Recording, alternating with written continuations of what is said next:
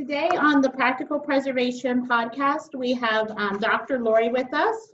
Dr. Lori is the star antiques appraiser on the History Channel's #1 rated TV show, The Curse of Oak Island, Discovery Channel's Auction Kings, and she appears on Fox Business Network Strange Inheritance.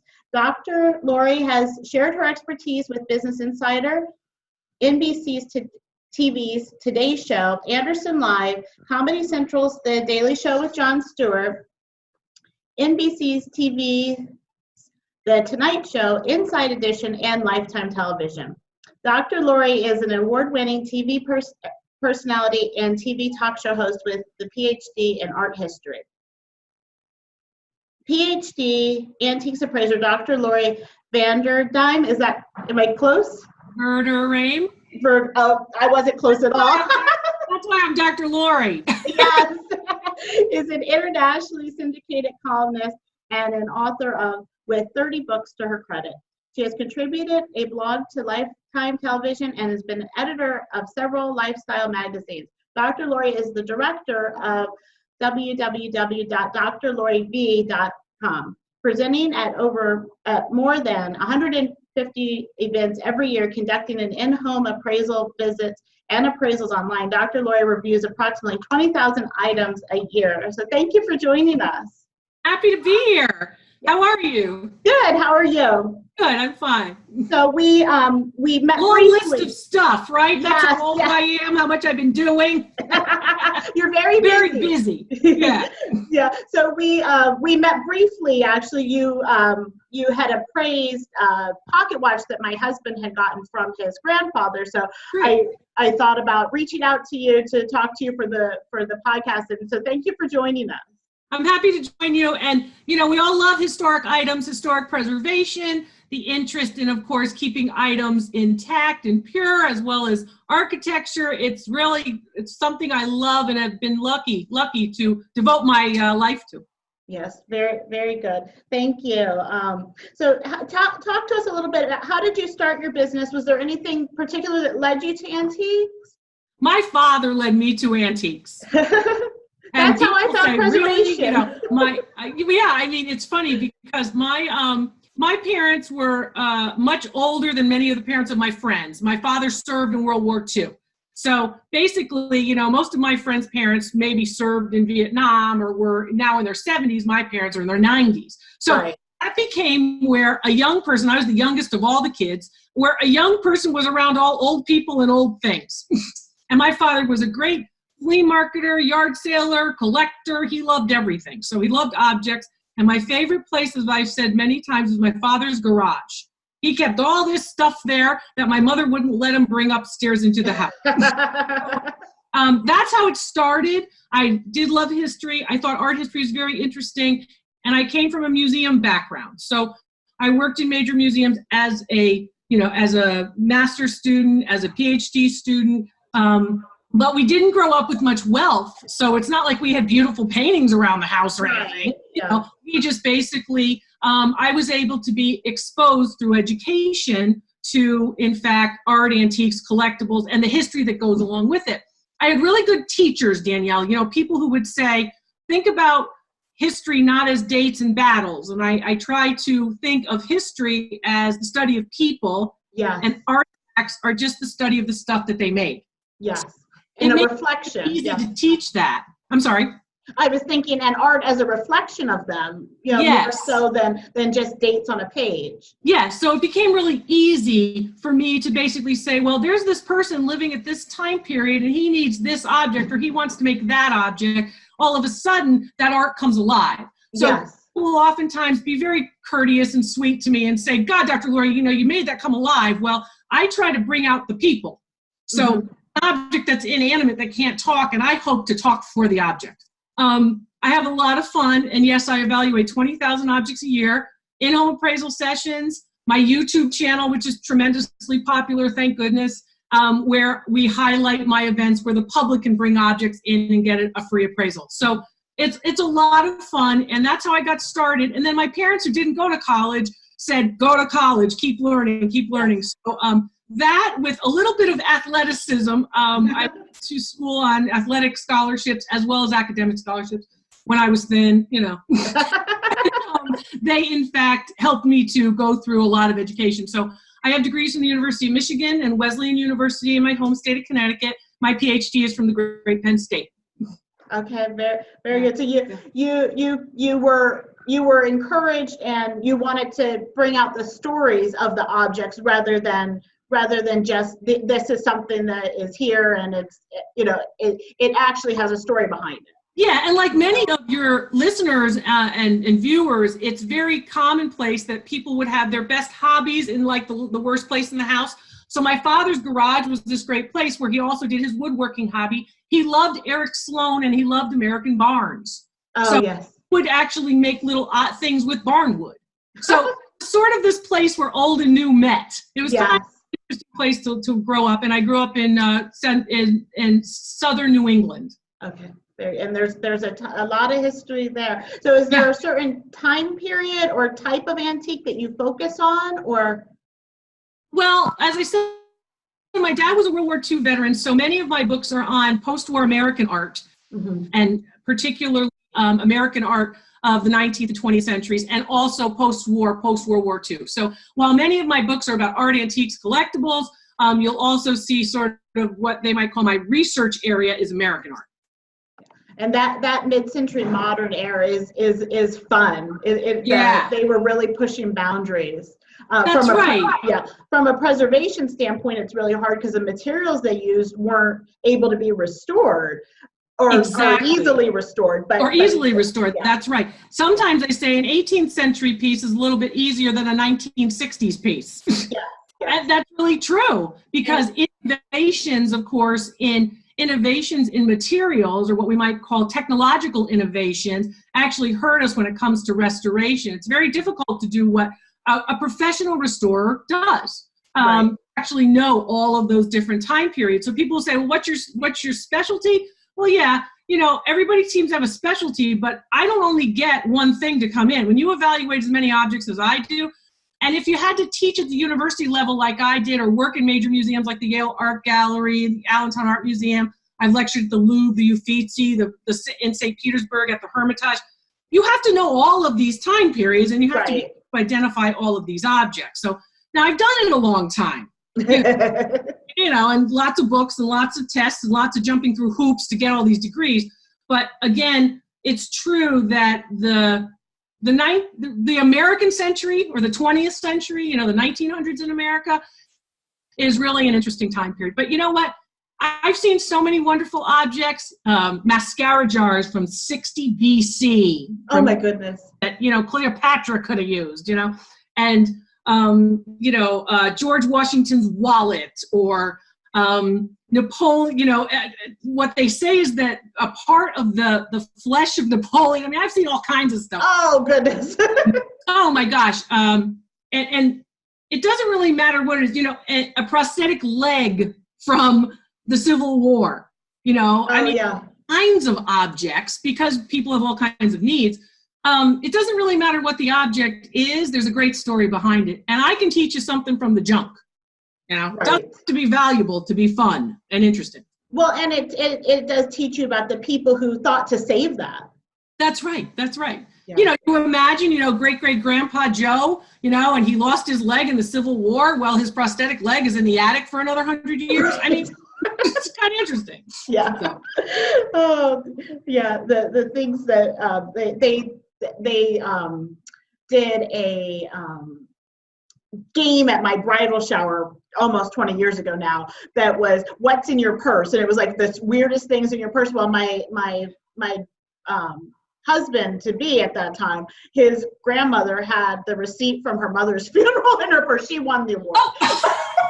But see, this is the kind of stuff, and it's interesting what people will bring to me that they wouldn't bring to somebody else, because people who watch me and know me, follow me around the country to my public events, or have seen me on television, they say, you know what, Dr. Lori's a girl. She's our friend. She's going to help us. I'm just going to bring it to Dr. Lori and she'll just shoot straight with me. So people have realized it doesn't have to be precious and wonderful and Meissen and gorgeous.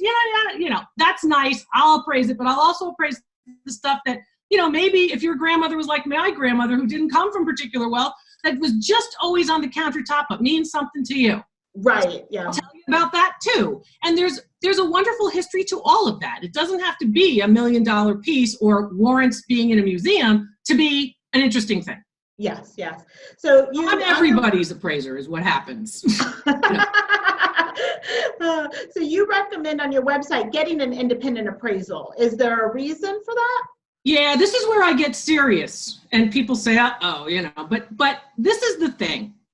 I started this career after a happy career, university professor, museum curator, and museum director, and I met a 75-year-old woman who sold a $50,000 document to an appraiser who offered her $50. So I'm sitting there saying, oh, my mother would do this. My mother would think, oh, $50, good, I could pay the electric bill this month. Right, yeah. I don't need that, whatever that thing is, whatever that object is. An appraiser should not, in my opinion, also be someone who wants to buy your object. Right. If they're appraising your object, they need to appraise only. Yeah. If they're appraising your object, oh, it's not worth that much, because they know it's worth a lot, and then they make you a purchase offer, they're no longer an appraiser, in my opinion. Right. There are many appraisers who are working in the field who are actually doing all different things. They're buying, they're selling, they're just appraising, they're brokering, they're doing all this stuff. I think you need an unbiased, independent appraisal, right? Well, they'll say, oh, I'll give you the appraisal for free, but you know what? You get what you pay for. Right. If they say you're getting the appraisal for free, you're not getting it for free. The minute that you sell that piece to that person, guess what? You lost money. You paid for that. Yeah. So those appraisals are worthless. You have to have an unbiased appraisal, and you have to have it from someone with my credentials. People say, well, not everybody has your credentials. Well, I didn't just walk through those 3 degrees. I had to earn those 3 degrees. Right. I didn't just walk through looking at all these objects. I've been running around the country for 22 years. Right. Teaching people, learning from people, and keeping track of everything and researching everything. So basically what I want people to understand is, look, if you want to get somebody to buy your object, that's different from someone who's going to tell you the true value and show you where the markets are. Right. I show people, here's where a similar piece is sold. You get the appraisal, you see where another one sold, and then go off and negotiate with anybody. Right. You get your best deal that way. And that's what I'm after. I'm after you getting your best deal if you want to sell your piece. And if you don't want to sell your piece, I want you to know the background of the piece. I want you to know what your family history was like. I have actually had pieces come to me that families have said, I know that's from my grandmother in California. I know that's from my grandmother in California. And I look at the piece and I say, is anybody from Baltimore? Because this is a piece of Ray Poussey silver and it was made in Baltimore. Right. Oh yeah, my other grandmother was from Baltimore. And all the family history goes right aside because they don't realize that this particular piece actually is telling you something. Yeah. So it's good to have a true expert and not someone who just looks like an expert, somebody who has the credentials to back it up. That and I think ethically, there's a definite conflict of interest if you're going to offer to buy something that you've appraised and you're not going to tell the true value. Because here's an example that relates to you. You and I met over let's call it about a $2,000 pocket watch, right? I knew what that pocket watch immediately. You didn't have to even open your mouth. I knew what it was. I knew what it was worth. I knew the whole deal. I knew the markets for it before you even say anything once I see that object. Okay. An unethical appraiser, which is not me, right? Unethical appraiser, what it might have said, oh, I'll give you $200. And typically what they offer you is 10%. I'll give you $200 for it. Right. Dollars, really? Wow, $200. You don't know anything about it. You have no idea how much it's really worth, right? So then what ends up happening is you might have taken that $200 without any more information. That's the reason. When you have a real life example, then you start to understand. Right. Yeah, definitely. It has a lot on you. They know things. So you want to be careful. You want someone unbiased. And you want to pay those people, that appraiser, for their service. Right. For them being ethical. Yeah. Don't let them make money on you on the other end because the fee is so small compared to how much money they can make off your object. Yeah. It's the same thing that we tell people about the free energy audit. You don't, whoever's offering you a free energy audit on the back end is going to be selling you windows or whatever their audit is going to prescribe for you. So it's the same idea, you know? Right. Right. I see. No, that makes sense. Yeah. So really, you've got to think about that because really you paid for that energy audit. That was free, right? Yes. Yeah. You paid for it in too much money paid for your windows, for example. Right. Or their prescription, they're already going in knowing what they're going to tell you need. Right. And so I think it's the same idea. You have to pay for a service. You should pay for it. It shouldn't be free. It's the same idea, but what ends up happening is I am literally, with my background, the only one who does it this way. Oh, so goodness. Then I say, well, I can't get to her. You can't get to me. You can get to me. You can get to me on the cell phone. You can get to me at a public event. You can see me in person. I'm all over the internet. I'm all over television. Yes. You have no reason why you can't get to me at drloriv.com. You have no reason why you can't get a true, honest, ethical, intelligent appraisal from me. No reason. No, I agree. mean, because I do so many of them because I really want people to get it. You know, I meet the millennials who are trying to decorate with antiques their new apartments because they love something vintage. I have, the 95-year-olds who are like, oh, we've had this with my family centuries and centuries back. So everybody can get to me and I will tell you what you've got, tell you what it's really worth. Yes, that's a very valuable service. So you are very accessible and you are on a lot of different media outlets, your television appearances, your syndicated columns, your YouTube channel. What are you trying to just reach more people? Is that your goal with that? Or well, I've been very fortunate because when people see me, whether it's folks like you running podcasts or television producers or Hollywood or whatever it is, they say, you know what, we want her. And I'm lucky in that. But people also understand that I can basically explain and make you excited and give you the history of all of it. The Curse of Oak Island is a very good example. The show traces its 223-year-long treasure hunt on Oak Island, Nova Scotia, and they needed an artifact expert. And basically, they dig something up and nobody would know what it was. And they'd have people who were guessing, but they had to stop the guessing. So that's when they called me in. So we've found some wonderful pieces on Oak Island and they continue their treasure hunt there. And other shows which have been very popular, like Auction Kings or Strange Inheritance or any of the news outlets, where I'm talking to Anderson Cooper, or I'm talking to the folks at Fox for many, many years. So yes, I think they appreciate I'm honest, I'm ethical, I'm going to tell you the truth. I'll break some hearts, but I'm millionaires. I mean, I'm just going to tell you this is what it is. And, I've seen wonderful objects and I've heard great stories. The film, so a woman comes in and she has the actual film and film camera from one of the people who are in the Enola Gay who are going to drop the bomb. Oh, yes. On Hiroshima during World War II. And she's the daughter of one of the pilots. And she said, well, my father brought home the camera with all the pictures. Or this has been in our attic for years and years and years. Or this has been in the basement. Or I was out with my metal detector and I found this, Dr. Lori. I have that a lot too. So it comes from all different places, but most of the time people want to know, how do I preserve it? Yeah. What you do all day, every day, preservation. Yeah. How do I identify it? How can I learn more? So you want someone who's trained in research like me. Mm-hmm. How do I learn more? You've told me a lot, but how do I learn more? And what's the real value? What's truly the value if I want to know in all markets globally? Because now with the beauty of the internet, we can actually hit all markets globally. Right. So we can do that through our smartphones. So we really have the opportunity, if you have a Mickey Mouse collectible that Mario in Milan has to have, you can get to Mario. Right. Yeah. So my appraisals help you with all those types of things. But really the fun of it is being around the objects and being able to impart the history.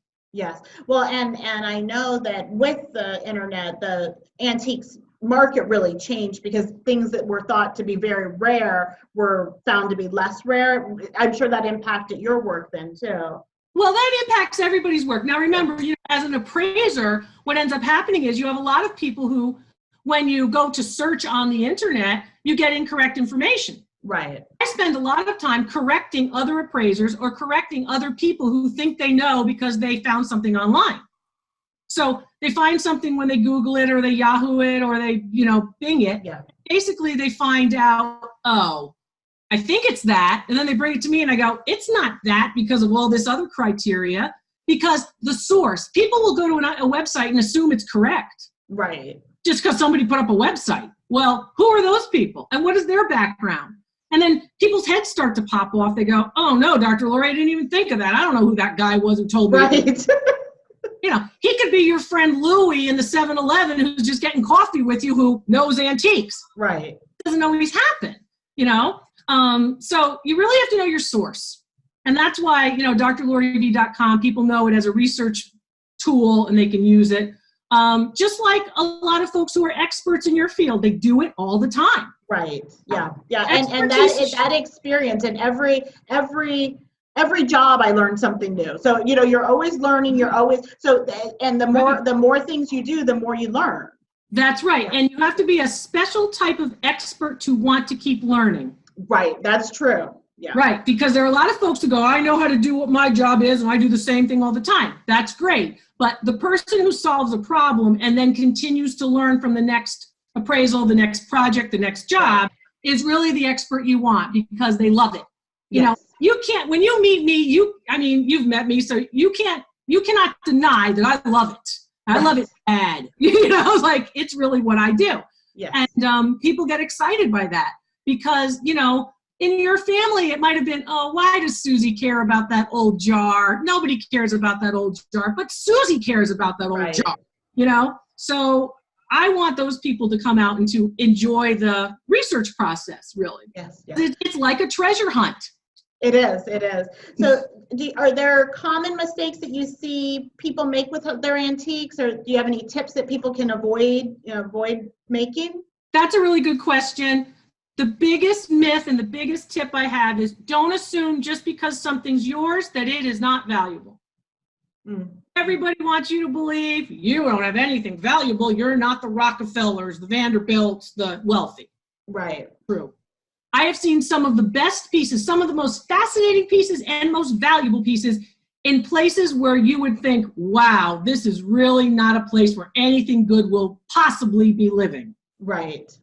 Yeah. Oftentimes true. And people will say, oh, it's only in the big cities. Not true. It could be in the big cities, but it could also be in rural areas where people take care of their stuff and don't trade stuff a lot. Right. Where it's just been passed down. Right. Yeah. Just been passed down and conditioned. They cared for what few things they had. Mm-hmm. That's part of it. So that's the biggest myth, assuming it's always somebody else who has something valuable. Right. Thinking that everything on the internet is accurate. Not true. Right. I had things about myself written that are wrong. My Wikipedia page was changed to say that I was a sports medicine doctor. You tell me. I'm looking at Wikipedia, and I know we have done the Wikipedia page years ago, and I'm going, so somebody went in there and confused me. Right. And said I was sports medicine. Okay. The stuff that's inaccurate is really problematic. So you got to get a real expert who knows. And that's where really we should be moving with technology toward who is the source. Right. So that's the things I think people should be careful of. Try not to be overzealous cleaning. I grew up in an Italian Catholic family. My mother was immaculate. That house was clean.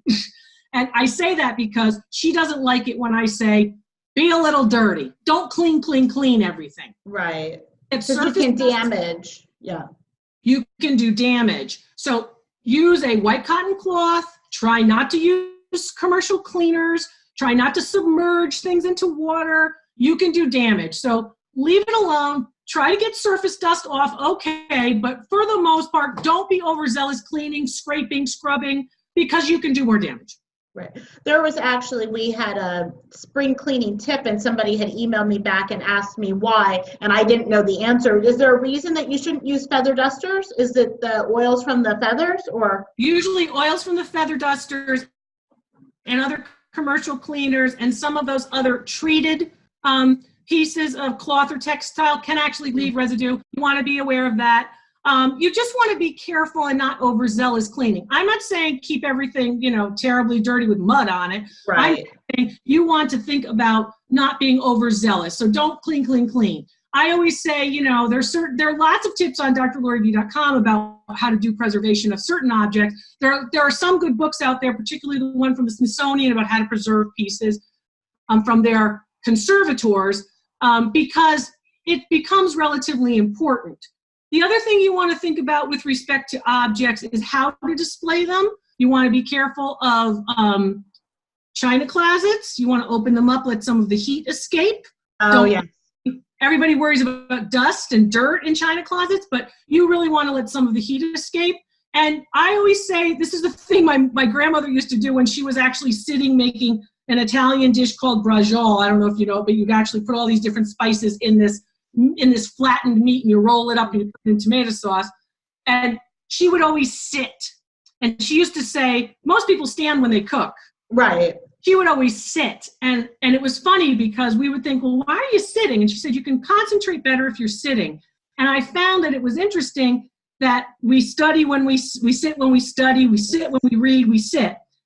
And when we clean an object, an art, antique, or collectible, it's a good idea to sit. Don't do it when you're tired. Don't do it as an aside. Make it a project. Right. And that way you'll have less apt to drop it. You'll have less apt to damage it. You'll take your time. Yeah. So it has to be done not as an aside, but these objects have to take sort of first priority. Mm-hmm. So I like white cotton cloths, as most conservators do. You all know me because I wear my white gloves almost all the time. I don't touch objects without them.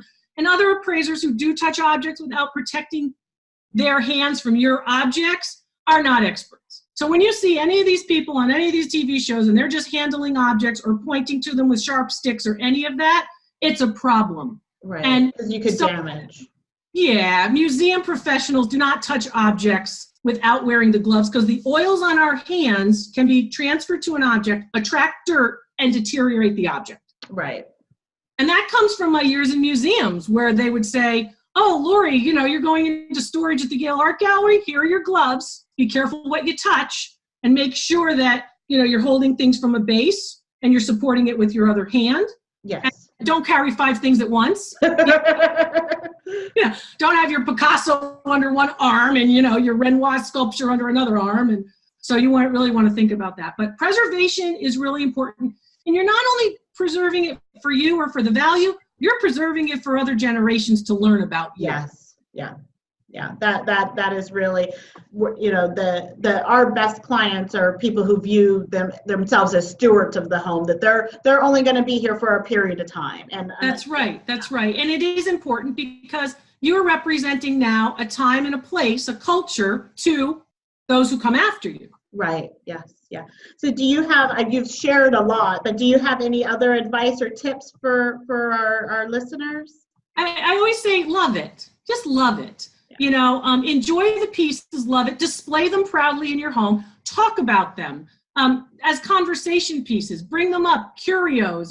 People will come back to my events and say, oh, Dr. Lori, you praised something for me 5 years ago or 10 years ago. And wow, it's really a wonderful thing. And every Thanksgiving, we talk about it because it was grandma's painting. And we were So I have a little piece of me in a lot of people's homes all over the United States because I praise something for them. And it's really interesting because their curiosities, curio cabinets, curiosity shops, actually started from this idea that we were curious about other places. So you'll see I travel a lot because we're curious about other places. So what we want to do is have that conversation. So I just hope you have a lot of conversation pieces and you use those objects as a starting point to learn about others. But appraisals are very important because we need to know the value so we can, I don't know, if you have to flip something to educate a child or to pay for health care or whatever it might be. Right. These really are important and they really can be the savior in a lot of ways.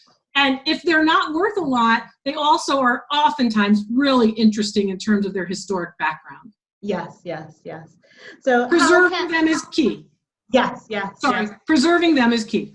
Yeah. No, I agree, and that sometimes it's the day-to-day things that are more interesting than like the big museum pieces.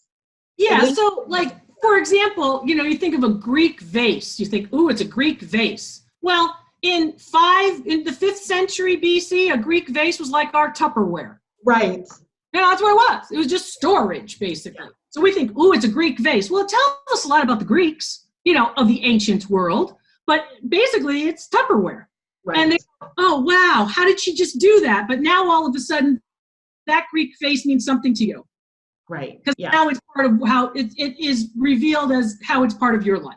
Yes. It's just a museum thing that you don't really know what it is or understand it. Yeah. Now it's very easy. Yeah, and it makes the connections, and I think those connections are what make people want to then preserve and retain these things. Right, exactly. So I've had a lot of fun. I've been fortunate, but I had a lot of fun. I've met wonderful people like you, and I've heard their great stories of history through objects. And as for appraisals, we have a lot of fun, a lot of laughs at my public events, and I try to give many different options in terms of services for our appraisals. So you can always find out from the authority in the country, that's me, what it's really worth. Okay, very good. So how could someone contact you? Should they go to your website? They can start with our website, okay. Sure. drloriv.com. Okay, and I'll make sure that's on our site too. Thank you. And basically, I'll ask, you can go right to our website if you want to send a photo of your object for an online appraisal, you can do that. I'll look at all of them myself. I look at them. And I'll get back to you with, this is what it is. Oh, it's not worth it. Oh, it is, whatever. And you can start there. If you just have a question, you can go to the website, just ask a question. I get back to all those as well. And our YouTube channel is great. If you subscribe to our YouTube channel at YouTube, Dr. Lori V, and you can watch the appraisals as they happen live, and you can watch all of our videos on the website as well as at YouTube. But it's a lot of fun, and you'd be surprised at some of the things that I encounter, and you'd be surprised at some of the values too. Yes. Okay. Very good. Did you have any thing that's coming up that you wanted to promote? Any seminars or appearances? I hope you'll go to our website at drloriv.com/events, which basically has all of our events. My events where I do public appraisals free of charge at all kinds of events all over the United States. So go there, and hopefully I'll meet you in person. Okay, very good. I'll make sure that's on our site too, so that people can go right there when they're listening. That's great. Keep doing all the good work that you're doing, and thank you. Thank you very much.